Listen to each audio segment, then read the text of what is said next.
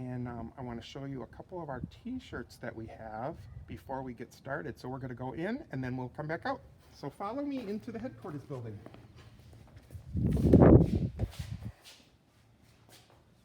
Here's a couple examples of the t-shirts that we have at the Historical Society. Our official Shirt Happens shirt and our Historical Society shirt there. Both are available by calling the Historical Society. The church shirt is $15 and our Historical Society shirt is $12. And we also have, oh, welcome Amanda, you're watching us, welcome. The Hormel House also has a t-shirt. Holly's here with me. And they have their sausage shirts. How much do your shirts cost, Holly? Ours are $15 as well, Randy. Okay, so you can get that by going to the Hormel House site, and they will be happy to set you up with a t-shirt. Absolutely. So it looks like we have 3 people watching us, so hi everyone out there in Facebook land. Oh, we're up to 4. Carrie Cook is there. Welcome, Carrie. Is it noon, Holly? Yes, Randy. I think we can go find Jamie. Let's go find Jamie and see what she has to tell us about the headquarters building. It's a beautiful day out here at the fairgrounds. And there's Jamie. Welcome, Jamie. Hi. Thanks for joining us, everyone, for our very first Hump Day History Live. This is a collaboration between the Hormel Historic Home and the Mower County Historical Society. As we are all staying safe and healthy at home, we are trying to come up with different ways that we can still share our history with all of you and also make it kind of fun and exciting. So we're going to try visiting some different places around town that you wouldn't normally be able to see. In this case, we're going to go upstairs in the headquarters building here. I'll also mention I'm Jamie. I'm the curator here at the Mower County Historical Society, so I'm not just making things up. I sometimes know what I'm talking about. And I am going to be using some notes here, so hopefully I don't say anything too wrong. But like I said, this is our very first Hump Day History Live. We're planning to do this every Wednesday at noon for the next 8 weeks, so mark your calendars. Hopefully you can join us, and I think we're gonna jump in and get started. So as we've mentioned a couple of times before, this is the headquarters building. It is the oldest building in Austin. It was the first building built on Main Street, and they built it over the winter of 1856 and 1857. It was built by Mr. J.L. Davidson, J.F. Cook, J.M. Stewart, and H.C. Bolcom. And if you're doing your math, that makes it about 163 years old, I think. They hauled the supplies for the building from Winona, including the pine lumber that they used to build it. And it was really their intention to try to make Main Street kind of jump-started and make it the center of the business and industry in what would become Austin.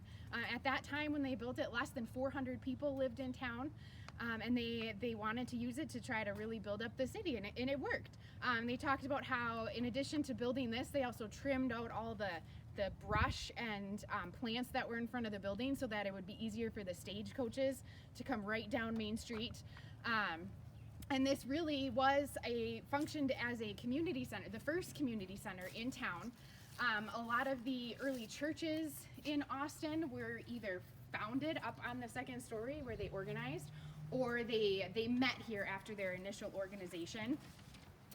The building was originally located downtown across from the kind of kitty corner from the courthouse. It's where the U.S. Bank is located today, across from Artwork Center, and Discover Austin is located. So in addition to all those church services that I mentioned, it was also the first courtroom for the county, and they presented a lot of concerts and lectures here, really anything where they needed a gathering. The first school was taught upstairs in the building here. It really, they used it for many years for whatever they needed. We have here some pictures here of how the facade kind of changed over the years. That top left corner is what it looked like, I believe, for most of the time that it was located downtown. We'll talk a little bit here about after it was moved, and that's what some of those other pictures are of.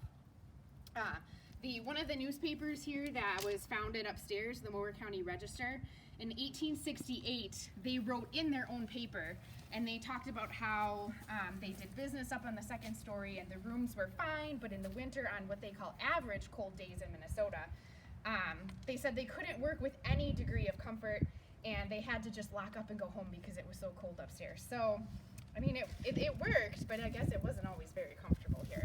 What's interesting about that window, Jamie? You mean that it's a new window? Yes. Okay. In our efforts to continue to preserve the building for future generations here at the Historical Society, I believe last year we did, with the help of the county, put new siding on the building and new windows. We had some water damage on the previous siding, and it was starting to bow out and come off, and some vandalism issues with some of the windows. So we did do new siding and windows last year to hopefully continue to preserve the building. Since it is 163 years old, it does need a little help every once in a while. Did there used to be a door there? There did used to be a staircase on this side of the building when it was downtown, when it was first built. The door, it went up to the second story, so I'm not sure where the door would have been. I don't know if that window really has anything to do with the door. But I think when we go upstairs, we'll kind of see that might have been where a door was, above the window. Yeah. Continuing the story of the headquarters building downtown, it served as a recruitment center and kind of a rally place here in the county during the Civil War. And in fact, the very first community gathering regarding the war in September 1861, I believe, was held here at the headquarters building. And that's when they decided that yes, Mower County could furnish some volunteer troops for the war, and those men met here the next month in October. And then they also talked about that when the news about the Battle of Vicksburg reached Austin, they had a patriotic rally here at the building as well. And that's why we chose this building to tell the military history of the county, I guess for lack of a better word. So we currently have an exhibit on the Vietnam War and the 100th anniversary of the American Legion, which was in 2019, was that anniversary. But it also, they continue to use it for many different things, but I think its main function over the years, at least on the first floor, was of a store, dry goods, mercantile, anything. And it was supposed to be the first store on Main Street. I'm not sure if that's true or not.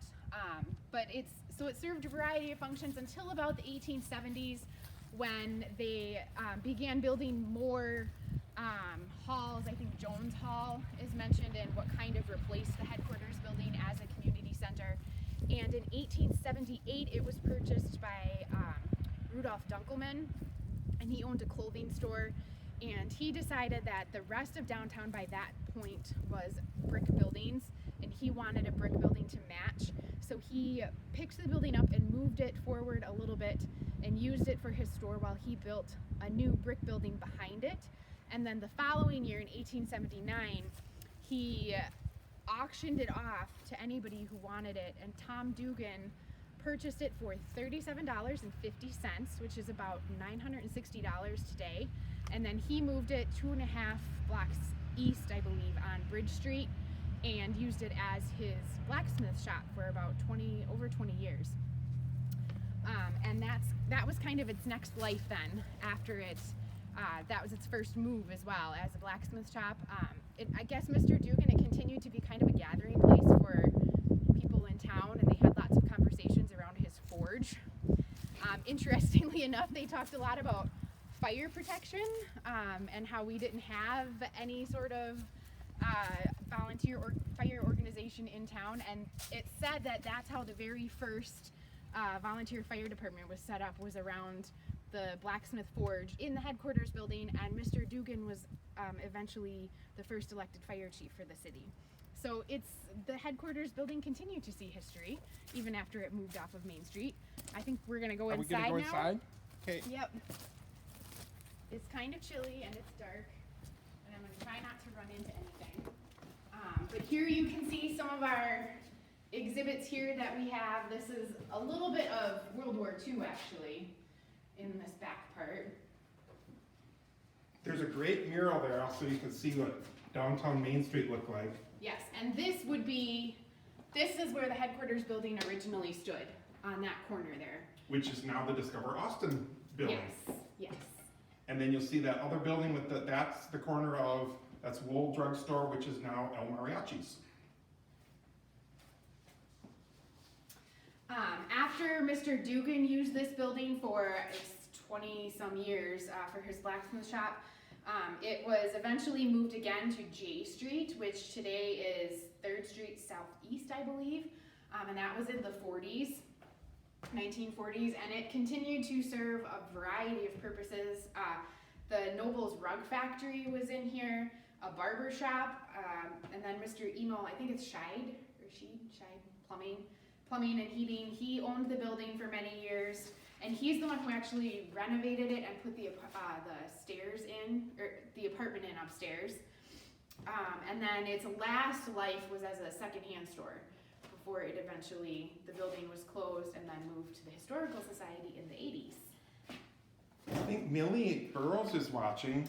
Well, hi, Millie. Hi, Millie. Do you want to tell us what this is over here, Jamie?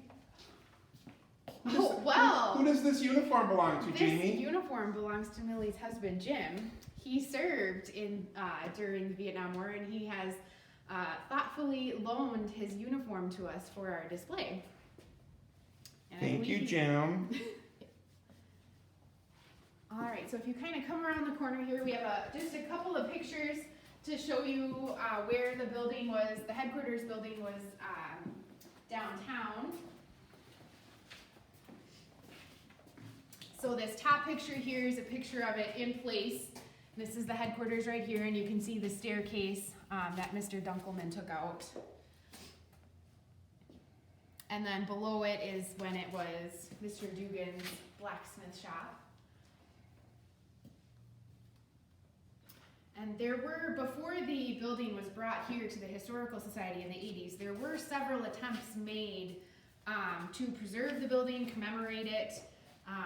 There was a talk at one point about moving it to what was the state park downtown, but that never really went anywhere.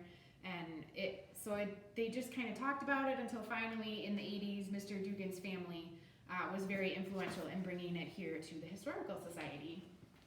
What is this over here, Jamie? That is a plaque commemorating when they moved the building here, and all of the people who were involved. So I think we will go upstairs, and we're gonna take turns because it's kind of dark and scary, and also so that we don't breathe on each other. And I think I'm gonna go last. Yep, I'm gonna go first, so here I go. Off we go into the wild blue under. It's kind of dark, but you can see the stairs we're going up. I brushed away all the cobwebs yesterday. Don't hit your head, Randy.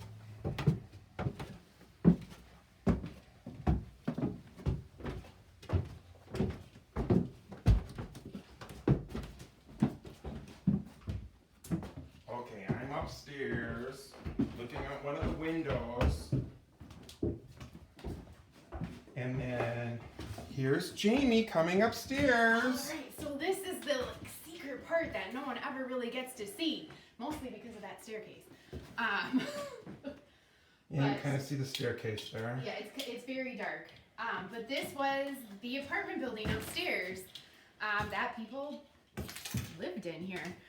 You can see it's a little messy, and for many years the Historical Society used this as one of their main storage places for the collection. So you can still see some notes up on the wall where they were noting, like, here's where the military uniforms were, and here's where some books and different things. Now we have our wonderful collections building, so I'm hoping next is to move all of this collection items over to that building. But you're also going to see it's kind of my mannequin graveyard. Okay, I'm going to go in front of you, Holly. Yes, this is the start of the mannequin graveyard.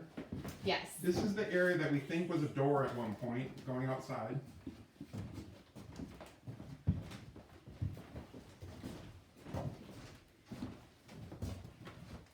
So here we go. Here's the main part of the apartment upstairs, I guess.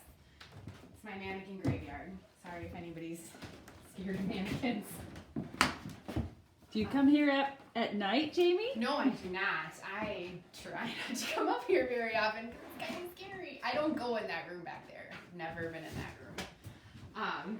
But What is that lovely thing on the ground there, Jamie? Is that a what is thing? That, is I that don't know. Is it reed? It's yarn. Yeah, it's yarn and string. Maybe if any of our viewers recognize it, they can tell us about it. That would be lovely. So as it sits now, we have a pretty nice view of the fairground outside. And we still have a few people watching, so if anybody has a question, be sure to ask it, and we'll see if we can get you an answer. But you could see the purple ribbon pavilion out there in the fairgrounds. This is another little room. Ooh, another scary little mannequin.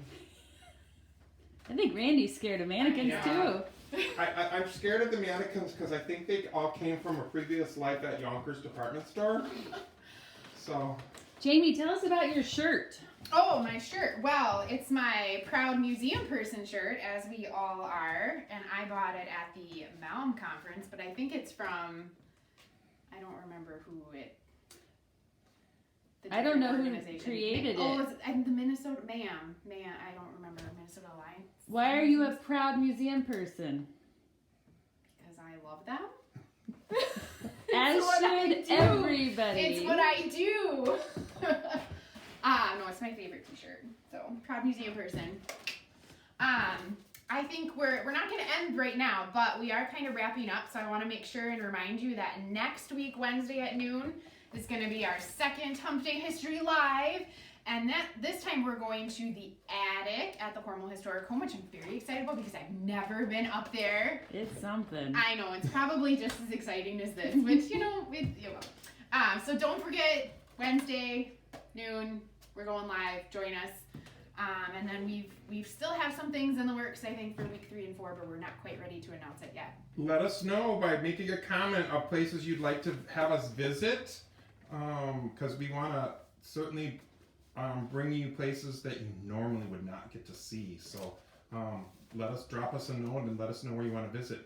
I think Elaine's watching. Hi, Emily Miller. Hi, Angela. All right. And I think we're ready to wrap up here. Yes. So again, thank you for joining us. This is our first time doing something like this for really either of us. So we might have some hiccups and some glitches. So thanks for sticking with us, and hopefully we'll see you next week.